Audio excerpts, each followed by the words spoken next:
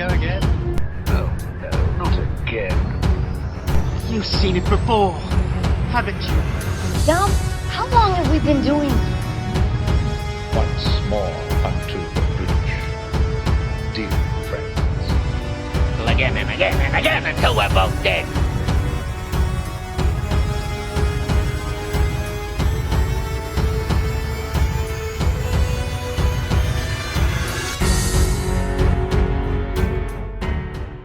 Hello, welcome to You've Seen It Before, Movie Reviews Connections of Mind. The Marvels is the latest film in Phase 5 of the Marvel Cinematic Universe. It is a sequel to 2019's Captain Marvel, as well as a follow-up to elements of WandaVision, as well as Miss Marvel on Disney+. It is directed by Nia DaCosta and stars Brie Larson as Carol Danvers / Captain Marvel, as well as Iman Vellani as Kamala Khan / Ms. Marvel, and Teyonah Parris as Monica Rambeau. And this film follows the story of these three seemingly unrelated superheroes who then become intertwined when their powers force them to switch places with each other, and they must now work together to confront a crisis that will affect the very balance of the galaxy. Now, this video review will contain spoilers of the Marvels, as well as certain other things. I'll be doing my spoiler-free thoughts first and foremost, but just so you know, there will be some spoilers later on in this review. So, first things first, let's get into some spoiler-free thoughts on the Marvels. Is it a good movie? Is it a good Marvel movie? Is it a good addition to the cinematic universe? Is it worth seeing in the theaters? I would say, as a Marvel movie, I mean, I'm still of the opinion that any Marvel movie is, worth a watch because, I mean, so, to a certain degree, there's still a creative drive with this. I still want them to be good, and as far as seeing them in the theater, I definitely recommend seeing these in theaters just because, visually, this movie is stunning as well. I mean, I think if you give your visual effects department enough time to make the shots look good, then they will look good. So I think there's a lesson to be drawn there. Unfortunately, I have to conclude this is another one of those these Phase 5 Marvel films that just falls flat. And not to say that there aren't good parts of it, but I think it can be summed up this way. You got three leads. You've got, Captain Marvel, Ms. Marvel, and Monica Rambeau, which, correct me if I'm wrong, I think her superhero name is Photon, although I don't think they actually call her Photon in the movie itself. Let's break it up just by screen time that we've had up till this movie. Time to develop the characters and, how much we've learned about them. Captain Marvel, she had her solo movie back in 2019, so that was, I believe that was just under 2 hours. And then she appeared in Avengers Endgame for, I want to say, about 15 minutes. So about 2 hours, 15 minutes up until this movie. We haven't seen her in any other things aside from that. Monica Rambeau, we saw her as a child in Captain Marvel, and she appears in WandaVision. That's where she gets her powers. And I want to say she's only in when she gets her powers, I think that's the last, two and a half episodes. So call that, and because of the way Disney Plus, I don't, my math is imprecise in this fact, but call it about 2 hours or so, just the way Disney Plus shows how they cut up their episodes and run times different. So call it 2 hours with Monica Rambeau.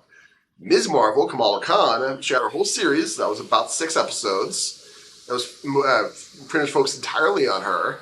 And over those 6 episodes, I would say it's about 5, call it 5.5, maybe 6 hours. They weren't all hour, 40-minute long episodes.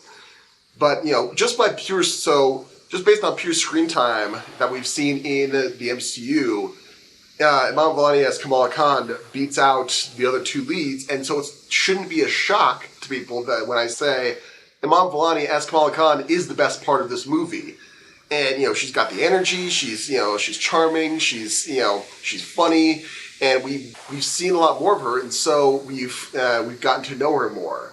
And in this time where, the writing hasn't been quite up to snuff, just by pure screen time, getting to know these characters more, we tend to gravitate more towards them. And, when we got these three leads together, you could say, something like, I don't know, like the first Avengers movie had it harder because all of the, aside, with the exception of Tony Stark, all the other Avengers only have one movie together, and so they only had that long to develop the character, but that's they at least had a equal billing time, and I think where this movie, The Marvels, falls flat is it's trying to get it sort of gave up on doing any kind of character development with it because it's assuming you've watched the previous Captain Marvel, Miss Marvel and WandaVision and all that for that character development, and so it doesn't give them as much time to breathe in amongst all the other chaos that's going on in this movie. I mean, heck, you got planets, getting annihilated here. You've got, things getting sucked into vortexes. You've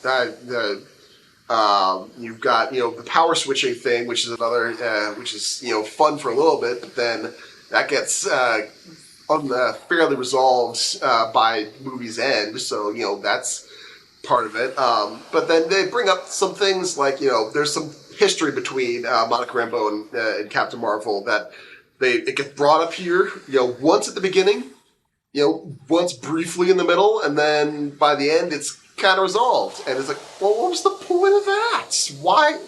It's like, I think all told, this issue gets dwelt on for maybe, I don't know, less than 5 minutes or less of screen time. And it's like, they're trying to jam so much into this that nothing has a chance to breathe, I think. And in that, in this cacophony of things going on, there's very few things that shine through. Iman Vellani as Kamala Khan being one of the few exceptions, unfortunately.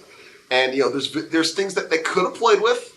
If they trimmed down a couple of the subplots, maybe they could have things like, I think in the previews, in the trailers, you've seen a dance festival. Well, that's a planet where, people can only communicate via singing. It's like, okay, let's play with that. Let's spend some time on this planet and have some things interact with one another. They spent maybe, I don't know, 10 minutes, maybe 15 tops, and not all of that was, and then that's it. We're off to the next thing. It's like, why? Why would you do that? And so, all this to say is like, this could have been interesting. This could have been a fun, team-up movie if we had learned more about all of our heroes equally instead of just, throwing them all together. If you haven't seen all of Miss Marvel or haven't seen those episodes of WandaVision where, Monica Rambeau is introduced, they do give you the brief, Cliff Notes version of what happened to them. But that's it. Like, I think in my review of Ms. Marvel, I gave a prediction where it's like, where I said, I strongly suspect that the last tease in the final episode, that set up Ms. Marvel was going to be the only thing that you needed to learn about, need to know going into the Marvels. And that's pretty much true for event-wise. However, for character-wise, if you haven't seen Miss Marvel yet, then all that, character development is, you're going to miss it if you've only seen, this movie first. And so that's the downside of this strategy, and I gotta say that lets this movie down. I'm sorry, that just lets this movie down. So I will say, there's in all the other things I say, Miss Marvel is, she's funny. The funniest bit in the movie is probably around the Flurkins. If you've seen the trailers, there's a whole bunch of little Flurkins that run down the staircase or whatever, and they're cute, they're adorable, and they get there's a joke in there about them that's probably the funniest thing in the movie. But other than that, it's like, yeah, I don't know what else positive to say about this. Unfortunately, I mean, the bright spots do lift it up into into better territory than I think it probably could have been, but. Yeah, I'm sorry. This was a bit of a letdown, unfortunately. So if I was going to give The Marvels a letter grade, I would say this is a C minus. And the reason I didn't go in lower than into D territory is because of how charming Iman Vellani as Kamala Khan is, and and some of the visual elements associated with that. There's creativity around the worlds that we visit. So those are my spoiler-free thoughts on the Marvels. Now let's get into some spoiler talk at certain plot developments and character arcs that may seem familiar to you, and where you may have seen them before. So first and foremost, the whole the swapping thing that goes on, where they use their powers and then they switch places with each other. Creative, it could have led to something more if they had they could have used it more to their advantage. They they more or less work through that, and then by the final fight, it's like, okay, it plays into one crucial move, and that's about it. But it made me think of the Fantastic Four: The Rise of the Silver Surfer, where it's not people swapping things. The Human Torch gets zapped by Silver Surfer, and because of that, when he touches another one of the Fantastic Four, he switches powers with them, and so he's switching places with Thing, with Invisible Woman, and all that. And then all of a sudden, they all transfer his powers to him, and then it becomes a combined powers, kind of like by the end, the Captain Marvel and Ms. Marvel channel all their powers into Monica Rambeau so that she can close the portal or whatever.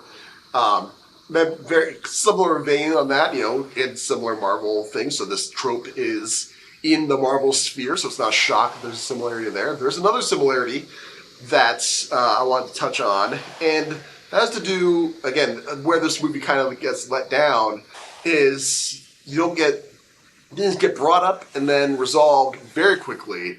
With no, it's like, why did this even get brought up in the first place? If you built, when you introduced it, you make it seem like a huge insurmountable thing, and then it's like, oh yeah, it's just this. Okay, cool. Then we'll just do that, and then we'll move on. Perfect. And that, that's to do with, the whole thing is these Kree, the leader of the Kree is, opening up these rogue jump points that's sucking up resources from these old colonies so that Hala, the homeworld, can be restored because of the devastation of the Civil War. And it's all because, Captain Marvel, she destroyed the Central Intelligence, and that started the Civil War in the first place. Now, all of a sudden, the Hala's sun is dying, so that's why the Kree have been sent to Earth to, suck up the sun or whatever. And it's brought up, it's like, oh, well, Captain Marvel, you can use your powers to restart their sun. It's like, I've never done that before. It's like, I've seen you do some cool things. You can do that. I have no reason to believe you can't do that. And then it's like, okay, well then she's going to train to do that, build up to it. It's like, no. By the end of the movie, it's like, oh yeah, she just flew into it, boom, did it, gone, next problem. It's like, you could have done that. Saved us a whole movie if that was the case. And so that's made me think of an episode of Star Trek Voyager, which I believe was Day of Honor, where 7 of 9, the former Borg, she's still very early in her journey to becoming human again, regaining her humanity, and then there's this race called the Katati that were devastated by the Borg. They lost their technology to their energy source or whatever that they need for their ships and to feed their people.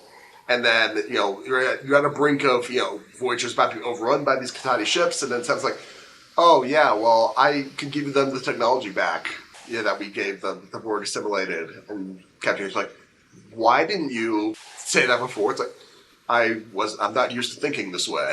It's like, okay, fair enough, but, you could have saved us a whole lot of trouble if you got through that route. So, that just made me think of that. It's like, it's a huge problem, but, the solution is so simple, at least conceptually wise, that it's like, why couldn't you have thought of this before? You would have saved us an entire, movie or episode or whatever. So there was that. Those are my main 2 points of comparison. I will say, in the spoiler section, the tease of Young Avengers with Kamala Khan, visiting Kate Bishop in her apartment, playing the whole Fury role. I mean, again, props to Iman Vellani. She's absolutely having a ball giving the same, lines that Fury did to Tony Stark. You become part of a bigger world, so to speak. And, that is a fun tease. I'd be interested to see where they go with that. I think Cassie Lang is going to be part of that. Young Avengers, perfect, on board. The mid-credit tease with Hank McCoy, with Kelsey Grammer back as CGI beast or whatever. Something about that. It's like, again, maybe it's just me, but I'm the way things are going with Marvel right now. It's like I don't think they're going to do the X-Men justice, frankly. Even though they brought everyone back, it's like they've been making so many mistakes lately that I think we need to just chill out for a little while before we bring the X-Men back in, because it's like I grew up with the 2000s X-Men, X2, X-Men Last Stand, or whatever, all those, and it's like, for all their faults, they were the X-Men. Those were the movies I think of, and Kelsey Grammer was there, so bringing them back in, and you'll have Patrick Stewart for however long he has left. He's definitely not a young man anymore. So, and Ian McKellen, they're gonna bring back him as Magneto. I mean, he's not a young man either. So it's like, just.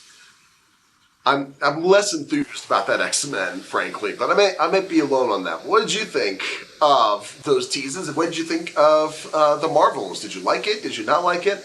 What about my analysis? Do you agree, disagree? Did I miss something? Let me know in the comments down below. Thank you so much for watching. I appreciate whatever audience I can get. Sure look for my next TV review, which should be up on my channel shortly, for Loki Season 2, as well as my next movie review, which the schedule's getting messed up because of the writer's strikes. Things got pushed back, so my next movie review won't be until Aquaman and the Lost Kingdom, which will be around Christmas time. So look for that. And if you like this video or any other video on my channel, please give me a like, share, and especially subscribe. I would very much appreciate it. Again, thank you so much for watching. But just remember, there is nothing new under the sun, and yes, you have seen it before.